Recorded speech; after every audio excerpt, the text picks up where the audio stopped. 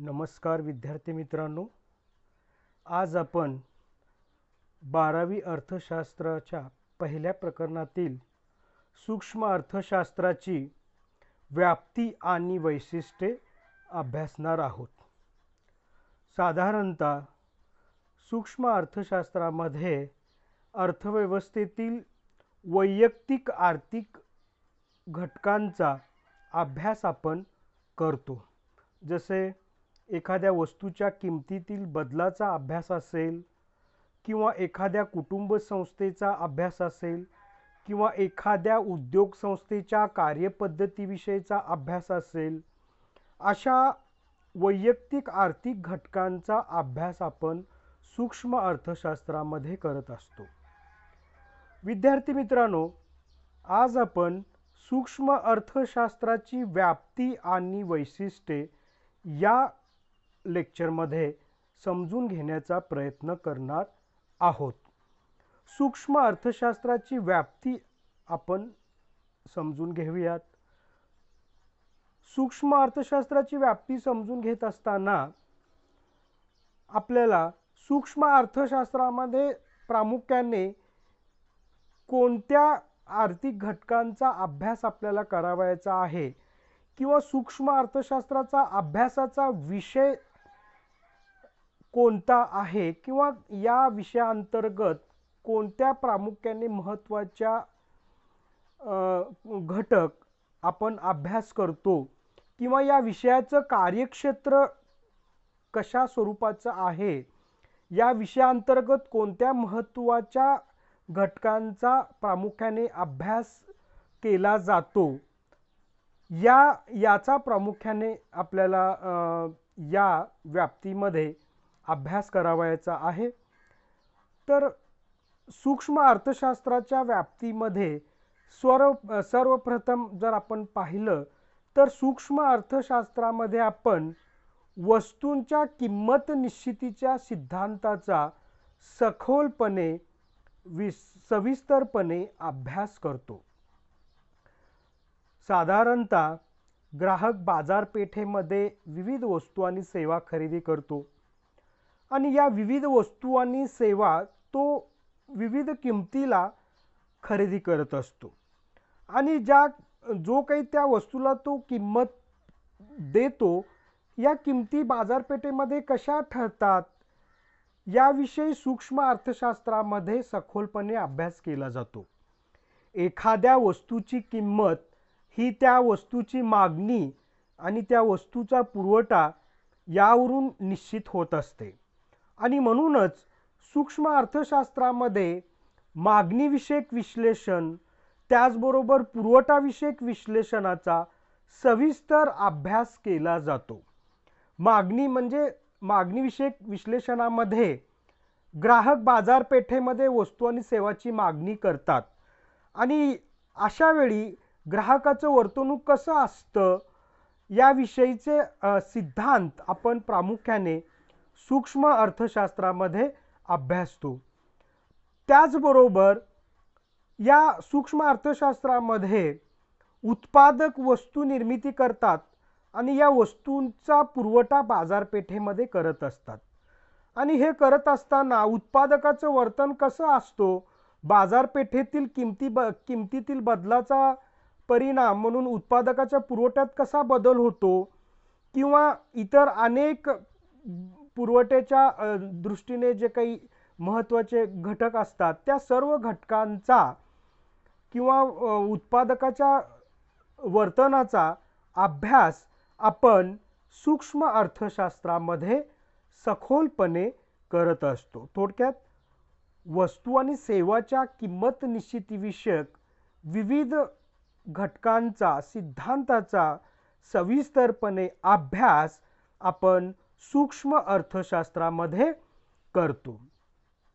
यानंतर सूक्ष्म अर्थशास्त्राचा महत्त्वाचा जो अभ्यास विषय आहे तो म्हणजे उत्पादन घटकांच्या किंमत निश्चितीचा सिद्धांताचा अभ्यास। साधारणतः उत्पादन निर्मितीकरिता भूमी, श्रम, भांडवल, संयोजक हे 4 महत्त्वाचे उत्पादन घटकांची आवश्यकता असते। याशिवाय उत्पादन निर्मिती करणे शक्य नसते. आणि या उत्पादन घटक उत्पादन कार्यात सहभागी झाल्याबद्दल त्यांना मोबदला म्हणून किंवा त्यांच्या किमती म्हणून त्यांना भूमी या उत्पादन घटकास खंडाच्या स्वरूपामध्ये किंमत किंवा मोबदला मिळत असतो. श्रमिक जेव्हा कारखान्यात काम करतात त्या श्रमिकाच्या कार्याबद्दल मोबदला किंवा त्याची किंमत म्हणून त्याला वेतन अदा केली जाते. त्याचबरोबर भांडवल जे काही उत्पादन कार्यात गुंतवलं जातं त्याबद्दल भांडवलाचा वापर करणारा जो काही उत्पादक आहे तो भांडवलदाराला व्याजाच्या स्वरूपामध्ये मोबदला अदा करत असतो. त्याचबरोबर संयोजक किंवा उत्पादक जो इतर सर्व उत्पादन घटक एकत्रित करून उत्पादनाचं कार्य करत असतो, उत्पादनावर संपूर्णपणे त्याचं नियंत्रण असतं, अशा घटकाला आपण संयोजक किंवा उत्पादक म्हणतो. आणि या कार्याबद्दल त्याचा मोबदला किंवा त्याची किंमत जी असते ती नफ्याच्या स्वरूपामध्ये असते. म्हणजे एखाद्या उद्योग संस्थेमध्ये जो काही नफा निर्माण होतो तो नफा मोबदला म्हणून संयोजकाला मिळते. अशा पद्धतीनं या विविध उत्पादन घटकांना मोबदल्या स्वरूपात हे किंमत किंवा मोबदले मिळत असतात. आणि हे मोबदले कसे निश्चित होतात, म्हणजे भूमीवर जेव्हा आपण खंड देतो हे खंड किती प्रमाणात दिलं जातं आणि ते कसं निश्चित होतं याविषयी सूक्ष्म अर्थशास्त्रामध्ये अनेक अर्थतज्ञांनी आपले सिद्धांत मांडलेले आहेत. त्याच पद्धतीनं श्रम भांडवल संयोजकाचा जे मोबदले असतात वेतन व्याज नफा या सर्व उत्पादन घटकांच्या किंमत निश्चितीविषयक विविध सिद्धांत आपण सूक्ष्म अर्थशास्त्रामध्ये अभ्यास करतो. अशा पद्धतीनं उत्पादन घटकांच्या किमती कशा निश्चित होतात याबाबतचे विविध सिद्धांताचा अभ्यास आपण सूक्ष्म अर्थशास्त्रामध्ये करत असतो. यानंतर सूक्ष्म अर्थशास्त्राच्या व्याप्तीमध्ये आणखीन एक महत्त्वाचा जो अभ्यास विषय आहे तो म्हणजे आर्थिक कल्याणाचे सिद्धांताचा अभ्यास. आर्थिक कल्याण म्हणजे काय? जेव्हा देशातील लोकांच्या उत्पन्नामध्ये वाढ होतं, त्यांच्या आवडीनिवडीमध्ये वाढ होते, त्यांना विविध वस्तू आणि सेवांची उपलब्धता सहजपणे होते किंवा त्यांच्या राहणीमानाच्या पातळीमध्ये सुधारणा सातत्याने होत असते, तेव्हा त्याला आपण त्या देशातील लोकांचं आर्थिक कल्याण हे वाढत आहे किंवा साध्य झालेलं आहे असं आपण म्हणतो. आणि आर्थिक कल्याण हे प्रामुख्याने देशातील जे काही साधन सामग्री आहे हे साधन सामग्री कार्यक्षमपणे वापरली जाते आहे किंवा नाही यावर हा आर्थिक कल्याण अवलंबून असतो. म्हणजे जर देशातील उपलब्ध साधन सामग्रीचा पुरेपूर वापर होत असेल, काटकसरीने वापर होत असेल, तेव्हा त्या बदल्यात देशातील जे उत्पादन आहे ते उत्पादन भरघोस वाढते. आणि उत्पादनात वाढ झाल्यामुळे लोकांच्या गरजा मोठ्या प्रमाणावर भागवल्या जातात. लोकांना त्या मुबलक स्वरूपामध्ये योग्य किमतीमध्ये उपलब्ध होत असल्याने त्यांच्या आर्थिक कल्याणामध्ये वाढ होत असते. अशा पद्धतीनं आर्थिक कल्याण ही अर्थव्यवस्थेतील कार्यक्षमतेवर आधारित असते. आता कार्यक्षमता ज्या आहेत त्या 3 प्रकारच्या आपल्याला अर्थव्यवस्थेतील कार्यक्षमता पाहायला मिळतात. एक म्हणजे उत्पादन क्षेत्रातील कार्यक्षमता, म्हणजे जे काही आपल्या अर्थव्यवस्थेमध्ये एकूण उत्पादन निर्मिती केली जाते त्याची कार्यक्षमता.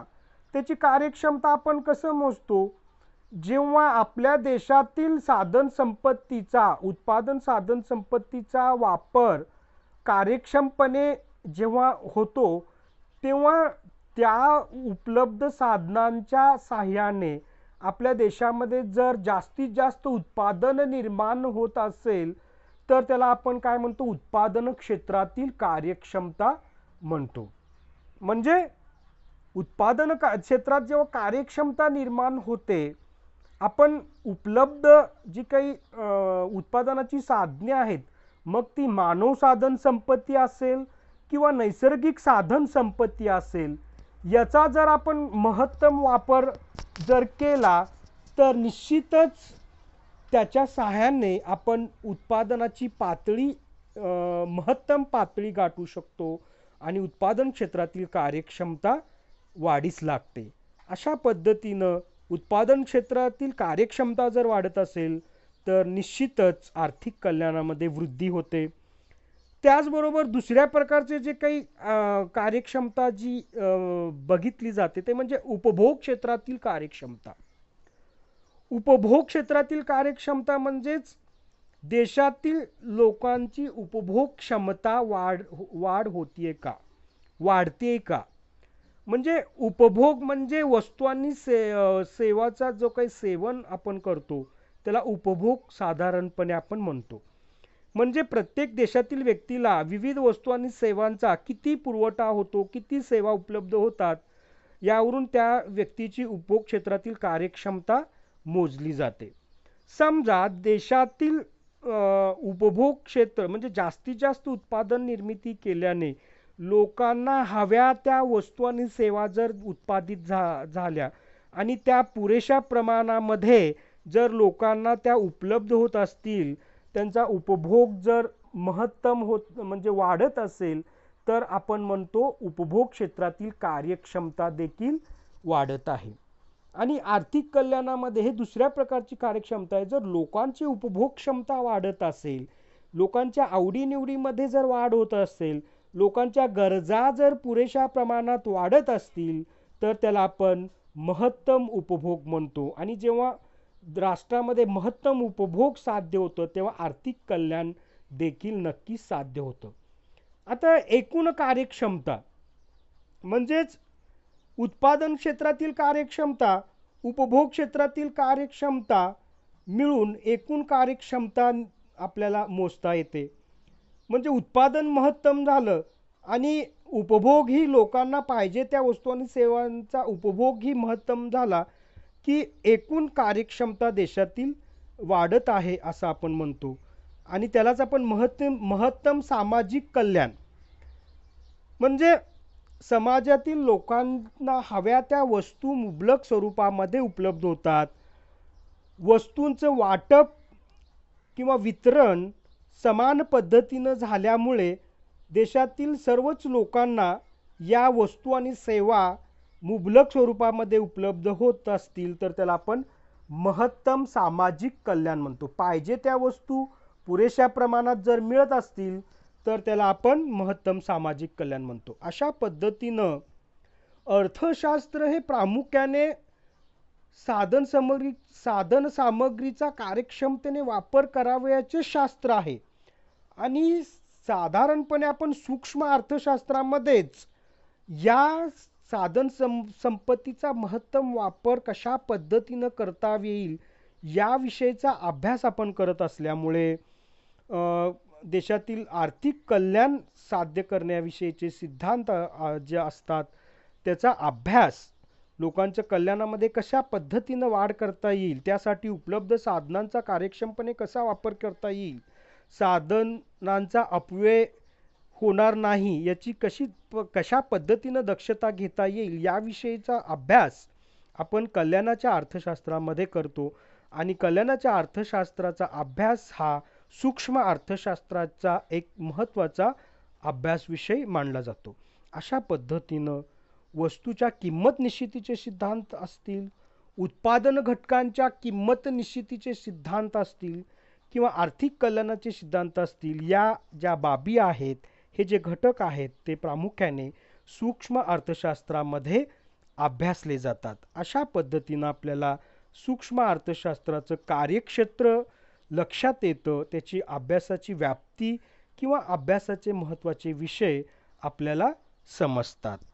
यानंतर आपण सूक्ष्म अर्थशास्त्राची वैशिष्ट्ये समजून घेणार आहोत.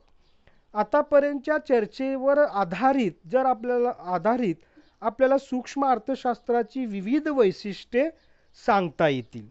आता आपण सूक्ष्म अर्थशास्त्राची वैशिष्ट्ये अभ्यास करूयात. पहिलं जे वैशिष्ट्य आहे ते सूक्ष्म अर्थशास्त्रामध्ये वैयक्तिक घटकांचा अभ्यास केला जातो. मित्रांनो, आपल्याला माहिती आहे की सूक्ष्म अर्थशास्त्रामध्ये अर्थव्यवस्थेतील वैयक्तिक आर्थिक घटकांचा सखोलपणे अभ्यास केला जातो. उदाहरणार्थ एखादी कुटुंब संस्था, एखादी उद्योग संस्था, एखाद्या वस्तूची किंमत पातळी इत्यादी. म्हणजेच सूक्ष्म अर्थशास्त्रामध्ये आपण वैयक्तिक आर्थिक घटकांचा अभ्यास करतो. त्यानंतरचं दुसरं वैशिष्ट्य म्हणजे किंमत सिद्धांत. जे सूक्ष्म अर्थशास्त्रामध्ये किंमत निश्चितीच्या सिद्धांताचा प्रामुख्याने अभ्यास केला जातो. म्हणजे वस्तू आणि सेवाच्या किंमत निश्चिती असेल किंवा दुसरीकडे उत्पादन घटकांच्या किंमत निश्चिती असेल, या दोन्ही वस्तू आणि उत्पादन घटक यांच्या किंमत निश्चितीविषयक अनेक सिद्धांत आपण सूक्ष्म अर्थशास्त्रामध्ये करतो. म्हणजे वस्तूची किंमत ही वस्तूची मागणी आणि वस्तूचा पुरवठा यावर अवलंबून असते आणि त्यामुळे मागणीचं विश्लेषण, पुरवठ्याचं विश्लेषण, ग्राहकाचं वर्तन, उत्पादकाचं वर्तन आपण वस्तूच्या किंमत निश्चिती सिद्धांतामध्ये प्रामुख्याने अभ्यासतो. तर दुसरीकडे उत्पादन घटकाच्या ज्या किमती आहेत, खंड, वेतन, व्याज, नफा, या किंमतविषयक सिद्धांत म्हणजे भूमीला खंड किती मिळतो, तो कसा ठरतो, याविषयीचे जे सिद्धांत आहेत, या सिद्धांताचा आपण अभ्यास करतो. त्याचबरोबर वेतन, व्याज, नफाविषयक सिद्धांत देखील आपण सूक्ष्म अर्थशास्त्रामध्ये अभ्यास करतो. त्यानंतरचं वैशिष्ट्य जे आहे, सूक्ष्म अर्थशास्त्र हा आंशिक समतोलावर आधारित आहे. म्हणजे साधारणपणे सूक्ष्म अर्थशास्त्रामध्ये आपण वैयक्तिक आर्थिक घटकांचा अभ्यास करत असल्यामुळे, म्हणजे एखादा उत्पादक, एखादा ग्राहक याचा अभ्यास करत असल्यामुळे त्या उत्पादकाचा समतोल, ग्राहकाचा समतोल आपण अभ्यास करतो. म्हणजेच यालाच आपण आंशिक समतोल म्हणतो. एखाद्या ग्राहकाचा समतोल कसा प्रस्थापित होतो किंवा एखाद्या उत्पादकाचा समतोल कसा प्रस्थापित होतो, या वैयक्तिक घटकांचा समतोल आपण सूक्ष्म अर्थशास्त्रामध्ये विचारात घेतो आणि या समतोलाचा अभ्यास करत असताना इतर आर्थिक घटकांचं आपण विलगीकरण करतो, इतर आर्थिक घटक स्थिर मानतो आणि त्या आधारे या वैयक्तिक घटकांमध्ये कशा पद्धतीनं समतोल प्रस्थापित होत असतो, याचा अभ्यास आपण सूक्ष्म अर्थशास्त्राचं वैशिष्ट्य आहे. म्हणजे सूक्ष्म अर्थशास्त्राचं जे विश्लेषण आहे ते आंशिक समतोलावर आधारित असते. त्याच्यानंतरचं वैशिष्ट्य जर बघितलं तर सूक्ष्म अर्थशास्त्राचं जे विश्लेषण आहे, हे विश्लेषण अनेक गृहीतकावर आधारित असतं. म्हणजे सूक्ष्म अर्थशास्त्रामध्ये जेव्हा सिद्धांताची निर्मिती होते, तेव्हा ती निर्मिती होत असताना काही घटक, काही परिस्थितीमध्ये बदल होत नाहीत असे गृहीत धरलं जातं. काही बाबींमध्ये बदल होत नाही असं गृहीत धरलं जातं. म्हणजे उदाहरणार्थ अर्थव्यवस्थेमध्ये पूर्ण रोजगार असतो, अर्थव्यवस्थेमध्ये बाजारपेठेमध्ये पूर्ण स्पर्धा अस्तित्वात असते, त्याचबरोबर भांडवलशाही अर्थव्यवस्थेचं अस्तित्व आहे अर्थव्यवस्थेमध्ये, अशा काही महत्त्वाचे गृहीतके गृहीत धरून मग सूक्ष्म अर्थशास्त्रामध्ये सिद्धांताची निर्मिती केली जाते. आणि जर अशी परिस्थिती अस्तित्वात असेल तरच हे सिद्धांत आपल्याला अनुभवास येतात, अन्यथा हा सिद्धांत आपल्यास अनुभवास येत नाहीत. अशा पद्धतीनं थोडक्यात जेव्हा सूक्ष्म अर्थशास्त्रामध्ये आपण विविध सिद्धांताची अभ्यास करतो किंवा निर्मिती करत असतो होत असते, तेव्हा काही गोष्टी, काही परिस्थितीमध्ये बदल होत नाहीत असं गृहीत धरलं जातं आणि त्या आधारावर सिद्धांताची निर्मिती होत असते. त्यानंतर महत्त्वाचं सूक्ष्म अर्थशास्त्राचं वैशिष्ट्य म्हणजे सूक्ष्म अर्थशास्त्रामध्ये विभाजन पद्धतीचा वापर होतो. म्हणजे संपूर्ण अर्थव्यवस्थेचे अनेक लहान आर्थिक घटकांमध्ये विभाजन केलं जातं आणि त्या प्रत्येक आर्थिक घटकांचा सखोल अभ्यास सूक्ष्म अर्थशास्त्रामध्ये केला जातो. यालाच आपण विभाजन पद्धत असं म्हणतो. सूक्ष्म अर्थशास्त्र प्रामुख्याने अर्थव्यवस्थेतील वैयक्तिक घटकांचा अभ्यास करत असल्यामुळे संपूर्ण अर्थव्यवस्थेमधील जे काही अनेक आर्थिक घटक म्हणजे अनेक उद्योग संस्था किंवा अनेक ज्या काही ग्राहक अर्थव्यवस्थेमध्ये या प्रामुख्याने कार्य करत असतात किंवा वर्तन करत असतात, अशा ग्राहकांना किंवा उद्योग संस्थेचं किंवा इतर उत्पादन घटकांचं सुरुवातीला विभाजन केलं जातं. विभाजन केल्यानंतर मग त्या प्रत्येक लहान घटकांचा सविस्तर अभ्यास आपण सूक्ष्म अर्थशास्त्रामध्ये करतो.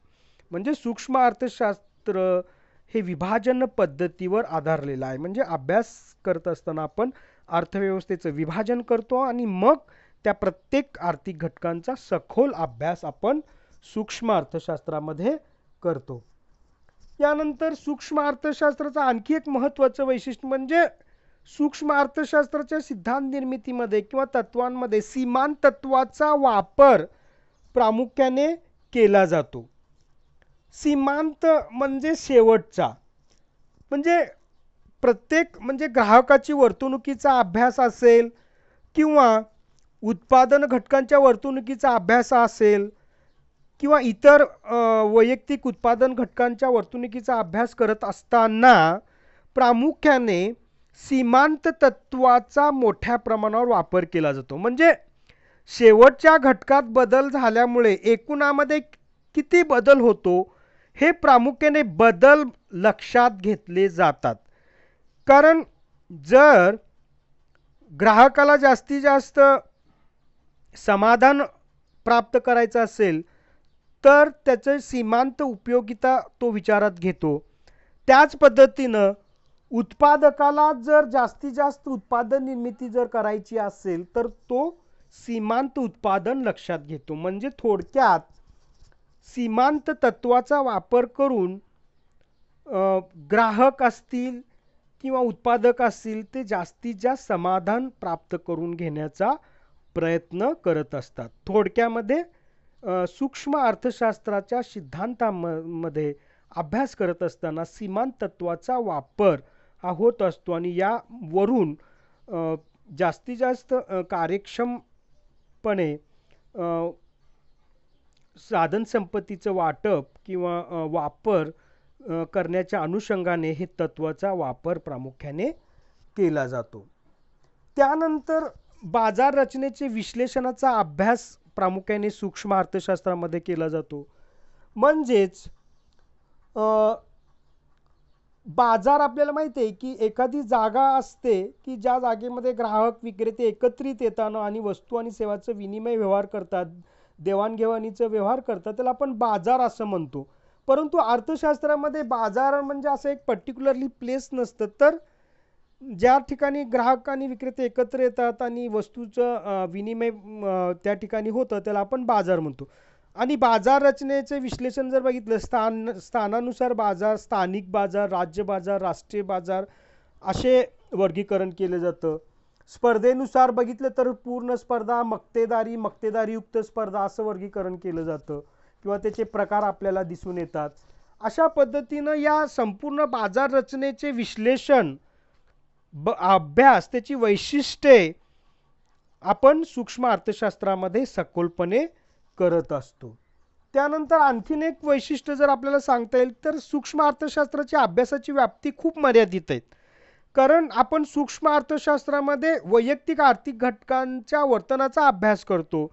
त्यामुळे या अभ्यासामध्ये संपूर्ण अर्थव्यवस्थेशी संबंधित ज्या समस्या असतात त्याचा अभ्यास केला जात नाही, तर वैयक्तिक घटकांचा अभ्यास आपण करतो. त्यामुळं संपूर्ण अर्थव्यवस्थेशी संबंधित समस्यांचा या ठिकाणी अभ्यास होत नाही. त्यामुळं या अभ्यासाची व्याप्ती खूपच मर्यादित आहेत. अशा पद्धतीनं आपल्याला सूक्ष्म अर्थशास्त्राची ही विविध वैशिष्ट्ये समजतात. धन्यवाद मित्रांनो.